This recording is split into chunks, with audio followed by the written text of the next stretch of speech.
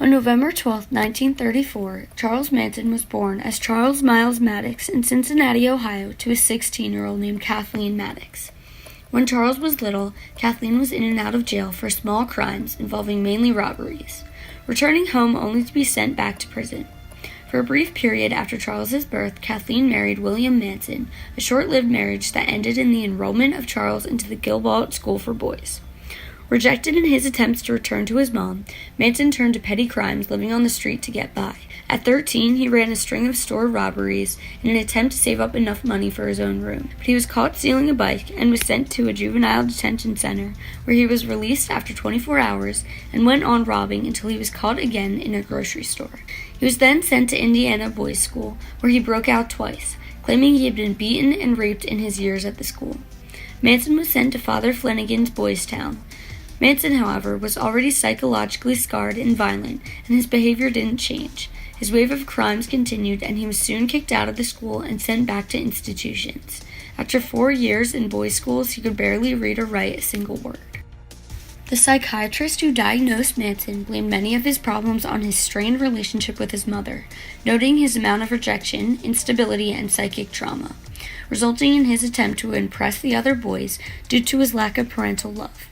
By adulthood, Manson had already spent half of his life in prison, even begging to stay, saying that he was incapable of living outside of prison walls. Diagnosed with a multitude of mental health disorders, including ambulatory schizophrenia, antisocial personality disorder, and paranoid delusional disorder. Caseworkers perceived Manson as aggressively antisocial, uneducated, manipulatively manic, and unpredictable because of these disorders. Though he was in and out of institutions, he was never treated for his symptoms. As Manson became an adult, he was heavily influenced by music and art, specifically the Beatles' song Helter Skelter. Manson learned to play the guitar and even attempted to become a successful musician. This would later fuel his massacre of Hollywood's elite and beautiful.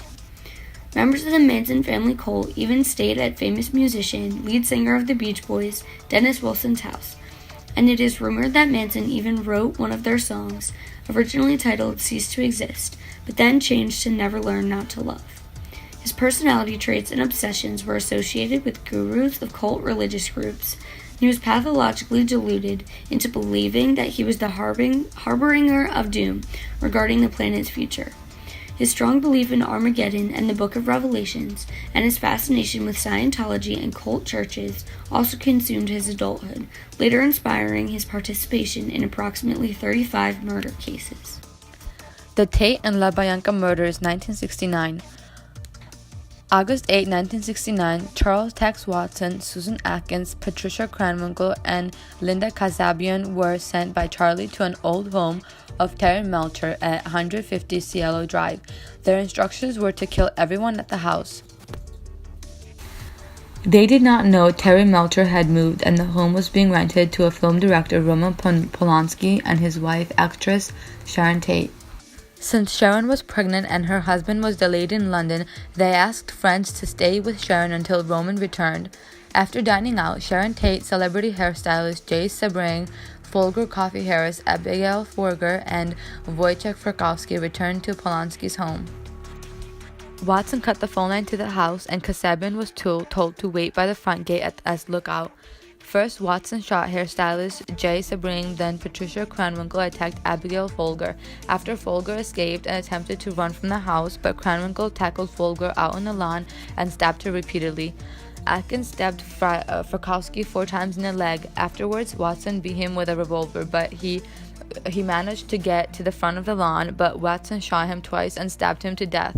Last victim was Sharon Tate, who begged for her baby's life. However, Atkins held down Sharon as Watson stabbed her to death. The next day, Manson, Tex Watson, Susan Atkins, Patricia Kranwinkle, Leslie Van Houten, and Linda Kasabian went to the home of Lena and Rosemary LaBianca. After tying up the victims, Manson left, and Patricia Kranwinkle and Leslie Van Houten were ordered to kill the couple. Ironically, Manson and his family were arrested not on suspicion of murders, but simply on the belief that they had vandalized a portion of Death Valley National Park while they were hiding out in the Mojave Desert. In 1969, the local county sheriff had them in custody, not realizing that he had the murder suspects on their hands. But it was the confession of Susan Atkins that led detectives to realize that Manson and his followers were involved in the Tate and La Bianca killings. Manson thought he was innocent because there was no blood on his hands. He was also not found insane and put in jail. He was convicted of first-degree murder in January 1971 along with one of his accomplices, Susan Atkins, Patricia Krenwinkel, Leslie Van Houten, for the murder of 9 people. Manson was sentenced to death. When the death penalty was ruled unconstitutional in 1972, he was resentenced to life with a possibility of parole. His original death sentence was modified to life on February 2, 1977. Manson died in prison on November 19, 2017, age 83, of causes such as cardiac arrest, respiratory failure, and aminocolon cancer. Susan Atkins passed away from brain cancer in 2009 while serving a life sentence.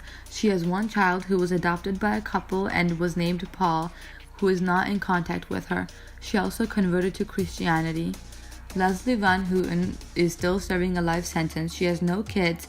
She admitted shame for her role in the killings. She is 66 years old and the youngest of the 3. Parole in 2016, but was denied because she failed to explain how she changed from a teen to a killer. Patricia Krenwinkel is serving a life sentence, has no kids, expressed shame and remorse for what she did, and in 2010 she was denied parole.